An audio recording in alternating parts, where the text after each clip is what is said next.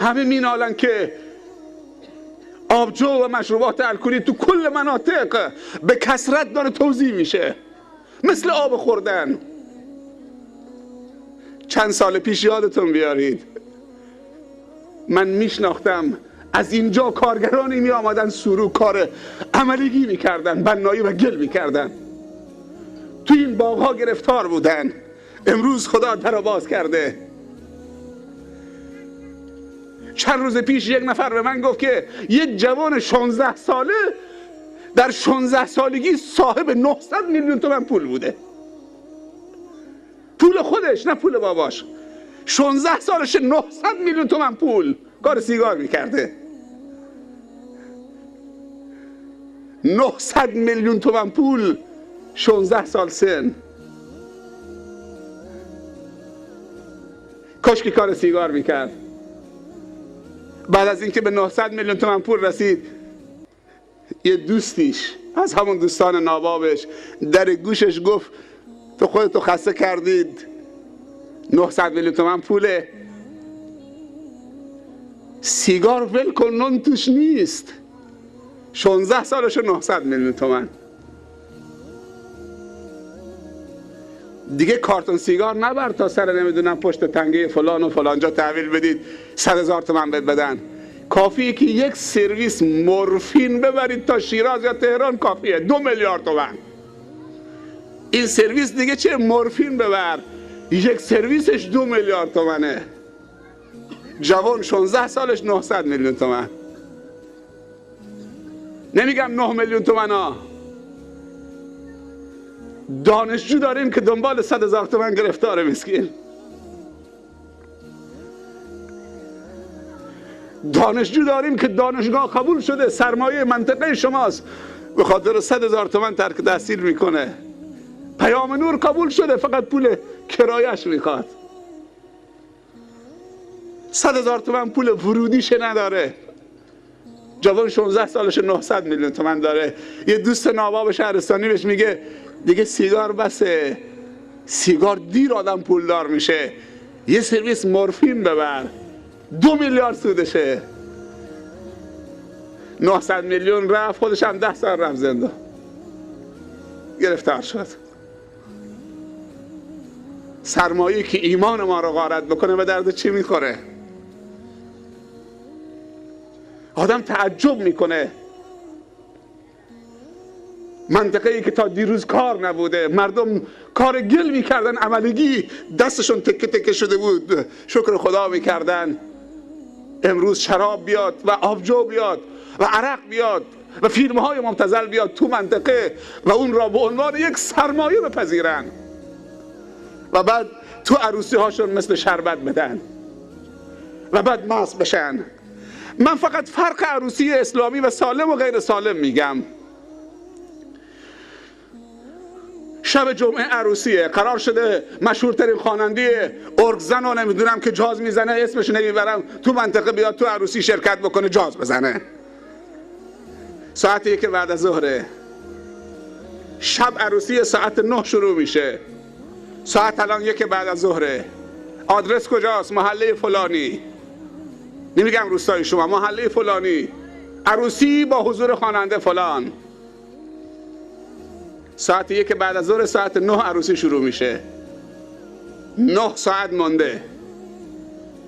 کم کم میبینی که موتورها سه پشت سوارن، دارن میرن میان. بفرمایید عزیزم. چشم انشالله، قربانت. ساعت 1 بعد از ظهره، موتورها سه پشت دارن میرن رو خیابونو میان با سرعت، یا تک پشته میره برمیگرده 2 نفر سوارن، میره برمیگرده 3 نفر سوارن، تعداد موتورها زیاد میشه، سرگردونن. حالا ساعت 1:30 شب، ساعت 9 عروسیه، 4-5 تا موتور با هم میشن. ساعت 2 برمیگردن از یه جایی، هر کدوم 3-4 تا پلاستیک دستشونه. یه پلاستیک همون عرق دستساز توشه، یه پلاستیک نمیدونم آبجو توشه، یه پلاستیک میوه توشه. حالا ساعت 2 است. ساعت 2 همه جمع شدن، 5-6 تا موتور، 10 تا موتور، 30 نفر سوارن، دنبال یه جا میگردن. یه کوچه پس کوچه زیر درختی تو دیوار خرابه‌ای، همه بچه های من و تو، فرزندان من و تو، چون که پدرانشان میخوان شب جمعه عروسی غیر سالم برگزار کنن، از همون ساعت 1 اینا دنبال کارن. ساعت 4 موفق میشن که شرابشون رو بخورن.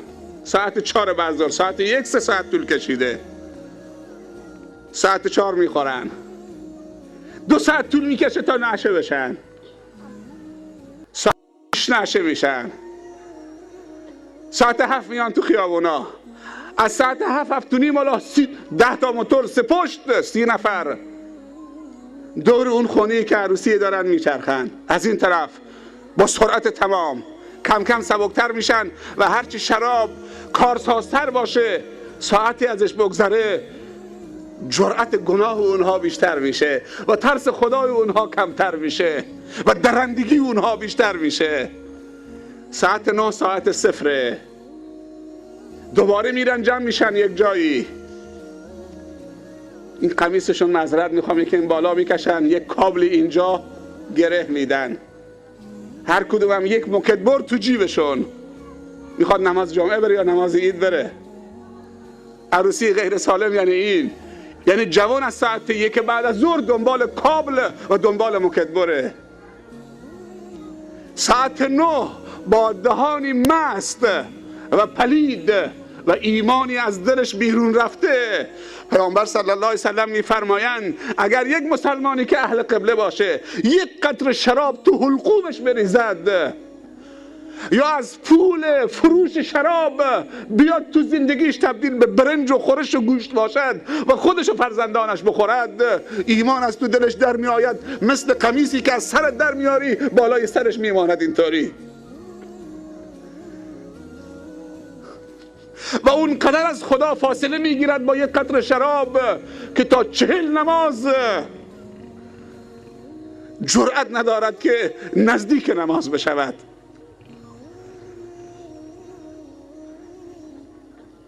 ساعت 4 5 وقتی دیگه شراب مستشون کرد، حالا دنبال موکدبرن و دنبال کابلن.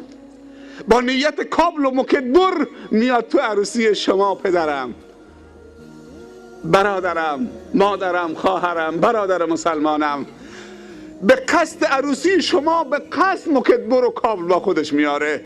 حواسش هم که سر جاش نیست. کسی دست به سینه‌اش بزنه موکدبر در آورده. تا بخواید دستشو بگیرید از پشت دوستش که با شراب خورده. من نامرد نیستم که پشت رفیقم خالی بکنم. موکدبر دوم آمده تو کمر پدر داماد و عروس. ساعت 9 شب عروسی رو به هم میزنن، تبدیل به خون میکنن. عروسی تمام میشه، کینه ها میماند، آدم کشی ها شروع میشود، همدیگر را کمین میگیرن، در مستی همدیگر رو خرد کردن، اما بعد دیگه در هوشیاری کمین میگیرن، در غیر عروسی کمین میگیرن. به ما توهین کرد، خانواده ما را زیر سوال برد، بچه منو کتککاری کرد. خب پسر تو مست بوده سر عروسی، موکدبر در آورده، دیگه پشت درخت و پشت تپه کمین هم میگیرن در حالت هوشیاری که انتقام فلان عروسی رو از فلان طایفه بگیرن. و همینجور وقتی خون به میان آمد دیگه آدم آرام نمیگیره. از کجا شروع شده؟ از ام الخبائث. 10 نفر در شراب پیامبر لعنت کرده.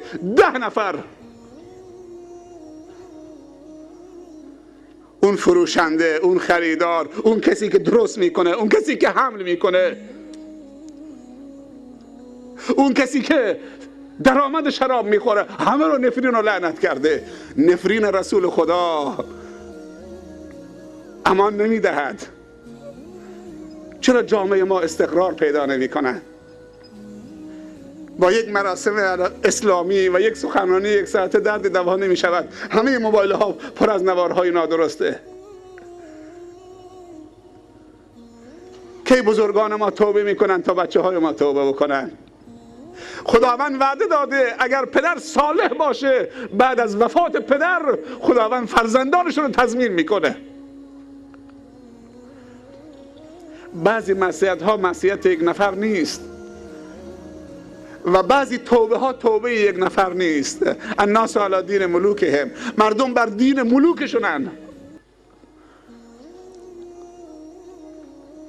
بعضی گناه ها شخصیه، اما پسر اگر گناه بکنه گناهش مال خودشه، اما پدر خانواده اگر گناه بکنه کل فرزندانش در بر میگیره.